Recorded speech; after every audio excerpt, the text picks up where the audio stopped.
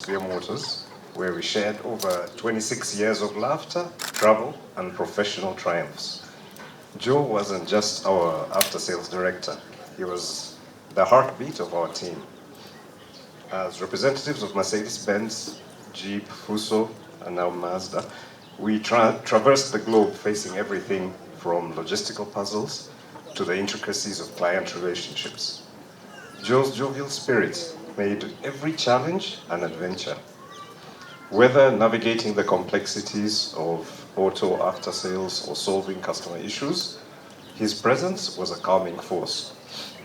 His genuine care for everyone's well-being made him just as respected but cherished.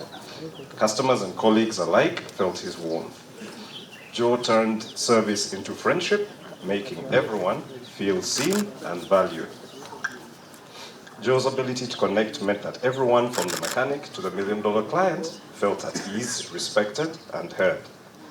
His legacy is not in after-sales figures or awards, but in lasting relationships he nurtured. To Joe's friends from all walks of life, you know the joy he brought. His laughter was contagious, his empathy boundless. Let's carry his spirit forward, remembering to be present, kind, and supportive. Joe, you've left an inedible mark on all of us. Thank you for being not just my colleague, but my brother. Rest in peace. And our friend, really. We had reached a time where it was not about friendship or family, but just a good team player. Myself and Gilbert will spend most of the days with him. We had set up a very good team, especially in managing the companies. So we really have a gap in what we're doing in terms of the business. Joe has many friends. He has a kind heart. He forgives, he listens, he discusses, and we agree. To Dora, our sister, you've missed your husband, but we're here for you, and we'll look after you. Always look to us. Doesn't end today.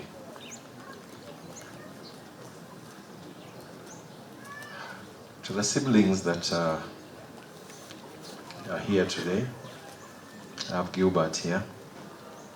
I have Douglas, who just flew in late. I think he's just seated at the back. We have Nicholas, who's here. We have Melinda, who's away on a trip. We have Gloria, also who's away, not here today. We also have Melanie, who's not here. We have also Rose, who's not here, but they've all sent through their condolences. We thank you so much for all coming today and being with us. It means a lot to the family, to the parents, for us to overcome this. Joe passed away last week on Saturday. Normally when Joe travels, we have sort of a code of conduct. He's the one who normally calls to update us and tell us the situation, how things are going, especially on these trips. On this trip that he had gone to, he had actually taken his wife for a routine checkup. And they'd been there a week before. And on that fatal day, on a Saturday, they went for consultation and also to get a booking for a small surgery that was going to happen to Dora. So they went out in the morning, walked in the morning together. They went to the hospital, got all the details. Myself and Gilbert, we have our own group with him. So every morning we'd have, hello, what's the update? And he says, wait, I'll update you. So we're pretty much informed and up to date on what's going on. On that morning, obviously we said the good mornings, and he told us he was they'd gone for a checkup, and all is well. At around 3 o'clock, 3:30 in the afternoon, I received a call from Dora. So the phone flashed, And I saw her name, and I was wondering, why is Dora calling me? It's normally Joe to call to update. So two things came in my mind. Either Joe's phone has no battery, Dora has an issue. There are many things going on. So I was driving, so I parked on the side. And I responded to the call. Then it was Dora, really, really frantic. Tells me, Elvis, your brother has fallen. I said, he's fallen where? In the shower. I said, how? She says, he's fallen, he's here, he's not breathing. I said, are you sure? How does he look like? He says he's gray. I said, oh, okay, have you called the ambulance? She tells me, yes, the ambulance is coming. So I told her, leave the phone on, because I was the first person she called. So leave the phone so I can hear what's happening. So the ambulance, I could hear them knocking on the door, and then they came in. Obviously they did all they could do at that time. Then I told her, let the medics take over and do their work. Let me switch off the phone. So I switched off the phone, and 30 minutes went by. So when I called her in 30 minutes, she told me that the paramedics had told her the heart is going on and it's going off. So in my mind, I was like, oh, on and off, okay. Do you see the machine? Anything beeping? She says, no, but they're telling me on and off. So I said, okay, let's give it another half an hour. So after 30 minutes again, I called her. I said, what's happening? She says, Elvis, Joe's going to die on us. I said, oh, let's continue. And they're telling me they want to remove the machines. I said, let them give us another hour. Let them continue trying. So they tried, another hour went by. And then she called me again. And she tells me, Elvis, they've told me they want to remove the machines. However, I can't do that alone. You need to be on the phone, and we speak to them. We go through the motions together. So, the paramedics told us they've tried everything, 2 hours, nothing is going to, they cannot proceed. All they wanted to do is inform us that they're going to remove the machines. So I told Dora, let's embrace ourselves, and we said, okay. So they removed the machines. So after that, I told Dora, keep quiet, keep calm. At that point, I was figuring out how do I handle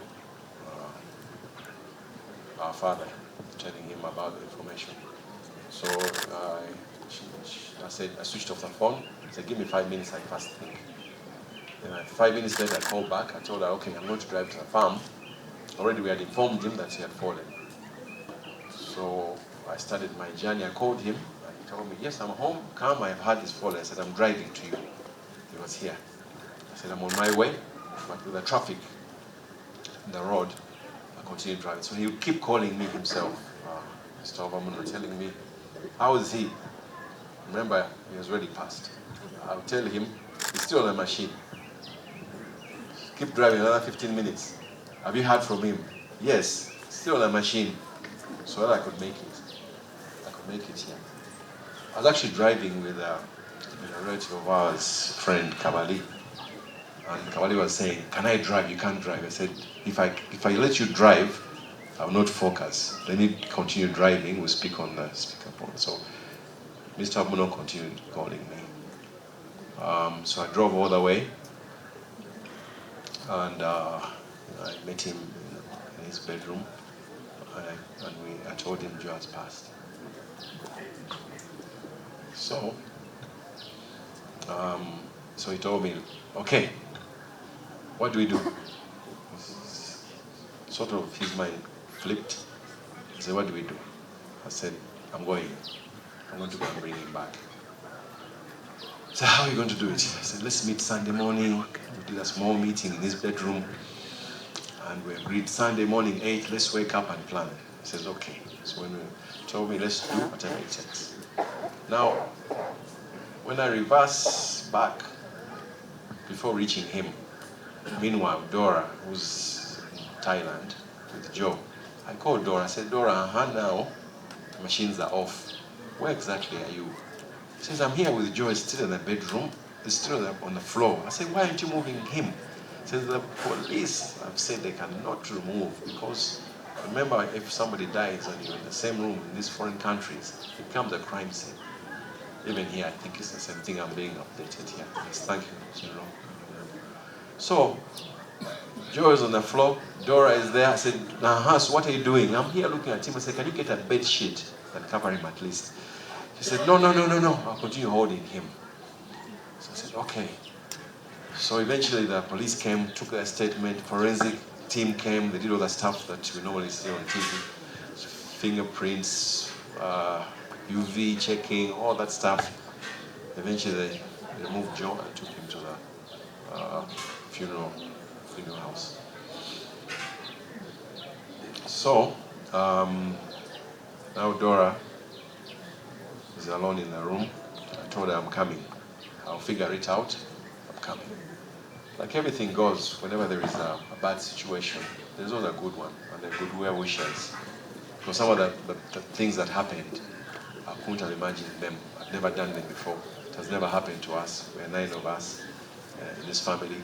We've never lost anybody. We've only lost a young sister at the infant age.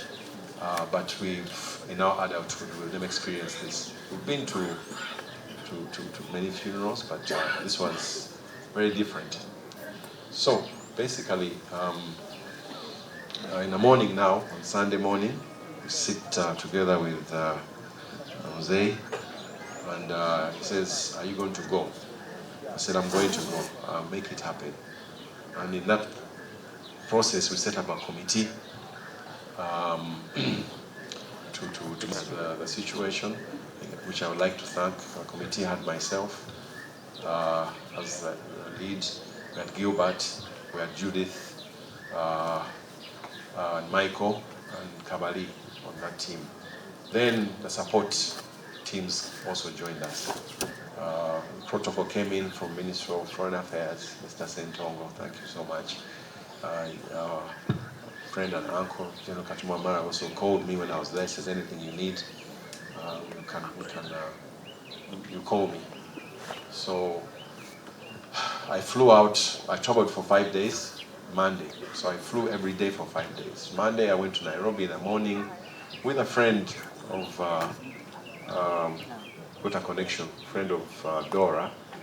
She works in the visa house. So she helped me on Sunday, she opened the visa house, I've never seen that. To fill in the forms on a Sunday.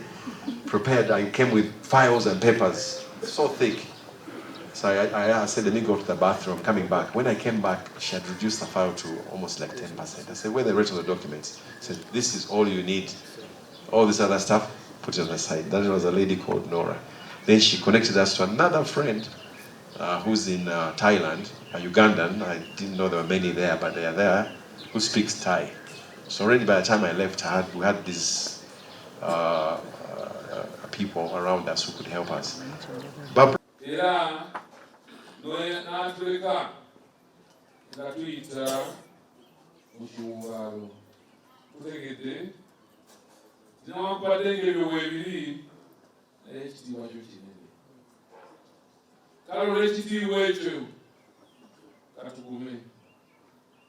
kubanga tuli naawe owayinza yekka okutuyigiriza ffenna okufuutanga owankwadde ng'embeera efaananga bweri.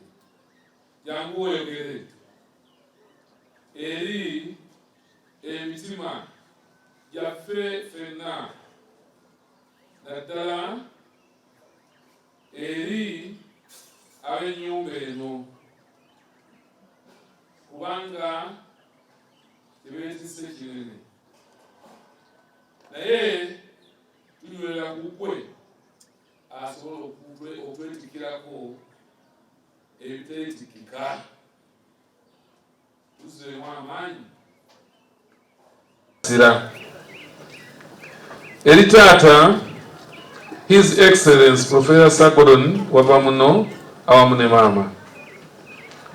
Bannaffe tubasaasidde nnyo olw'okuviibwako ekirabo kyammwe era ekirabo kyaffe ffenna abali wano eky'omwana wammwe ono kaakano omugenzi tubasaasidde nnyo ng'ekkanisa ate era ng'obulabirizi buno obw'ennamirembe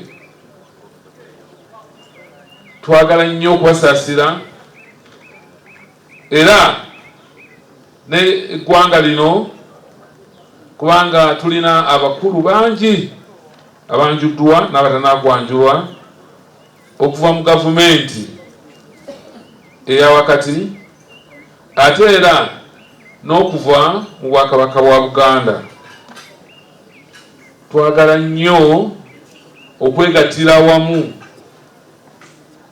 mukkirize okusaasira kwaffe. Era njagala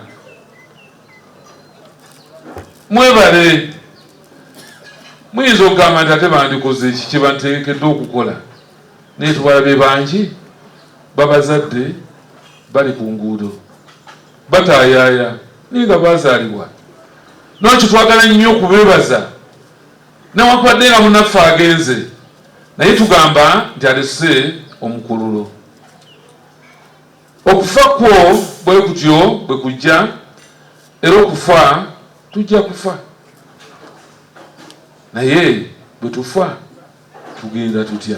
Kyekibuuzo ekikulu kye tusigaza nga bannaffe bagenze nga ffe tukyaliwo.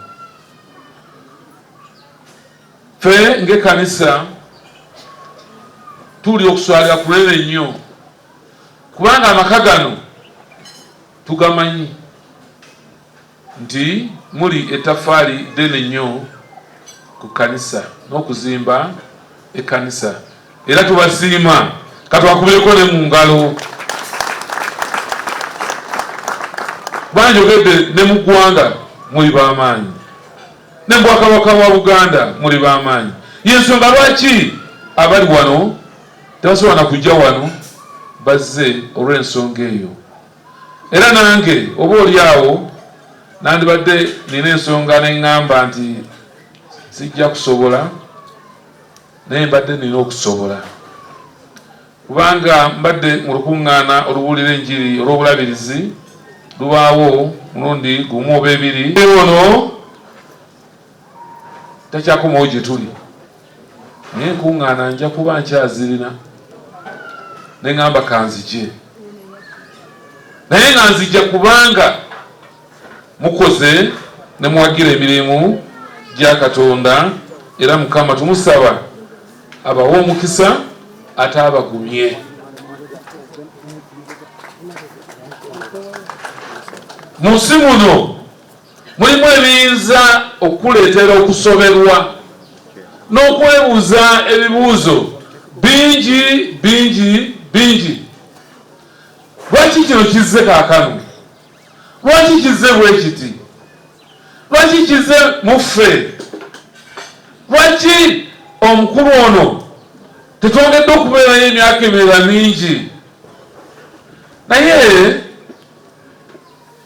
that would receive the help, and the help will come from God Almighty, who created heaven and earth. That's where you can get support. That's where you can have peace at a time like this. Tewali walala.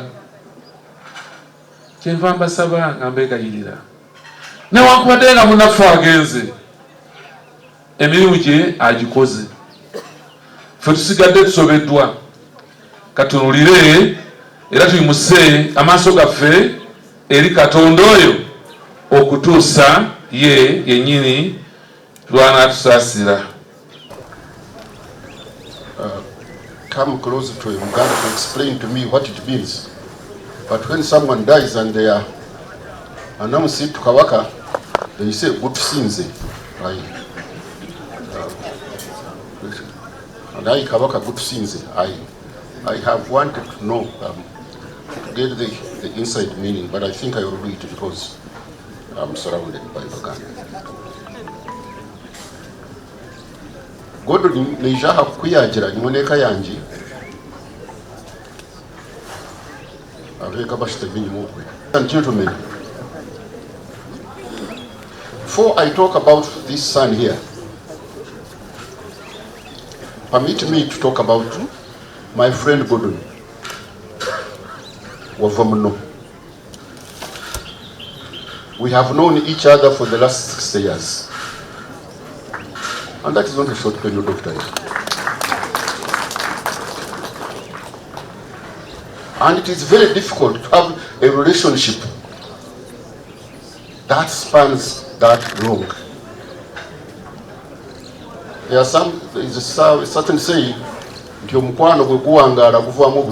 so it has outgrown the friendship and turned into a relationship. Gordon, I thank you. A simple fellow from Uganda, Uganda is way back in. You have been crying, and you are right to cry, and you should cry even more. Because the Bible tells us to cry for the dead, but not cry like those who have no hope. That is the rider.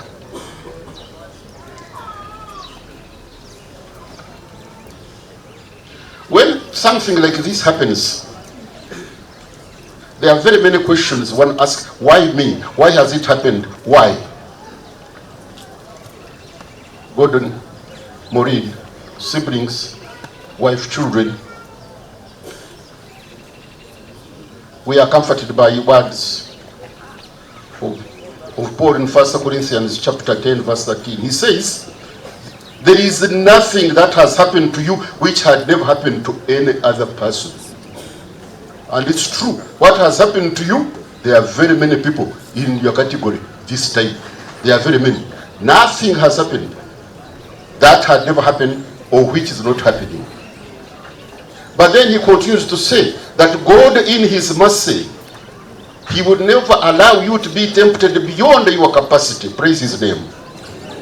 So he's there to hold you, to see that you are assembled together with your family. I know death is a terrible thing. Who has no experience in this? Very many, of course, they do have. Turning here to my son, we have lost a son. We have lost a firstborn.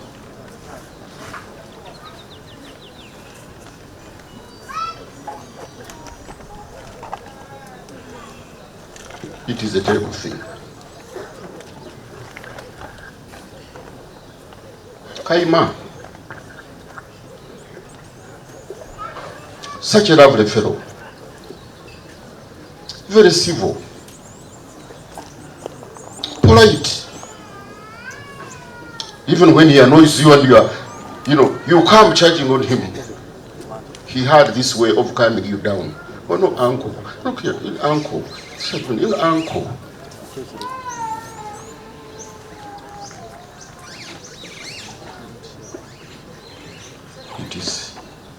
It is a great loss, I've got to admit. I'm a believer, and I believe, as the sermon we have heard from the bishop, these are very comforting words. We have got one reverend who lost a son, and in his sermon he said, I have been calming other people. I've been telling them to calm down. And when it came to him, he said, Kabyandema. And it's the same thing. Now, Gordon, I have said that we have agreed in very many things, but he refused to join UPC. I'm now urging him to join me in the salvation of Jesus. 57 verse 1 says, the righteous man perishes and no one lays it to heart. The righteous man perishes. We have lost a son who has perished. He was not sick that we went to hospital to visit him, that we have tried to take him in this hospital or the other. No, it just perished. And then he says, but no one lays it to heart. As we are here mourning, there are people who don't care about it. What has happened? They're there. Don't care. They don't lay it to heart. And then he says, devout men are taken away. You know, when you see such a young person, by our age, of course, he's very, very young, he's taken away while no one understands. Said everything for the friends. I don't have anything to say. Jako kwano gwange ange kwongera kusasira na kusabira ekizibu kyazze naye guma nga bw'obadde ng'omumya guma. Mukama yamanyi enteekateeka ze zonna. Jo ebali kutambula bulungi nga bw'otambudde. Banga libadde ttono, myaka egyo mimpi, naye you have left a mark. Rest in peace.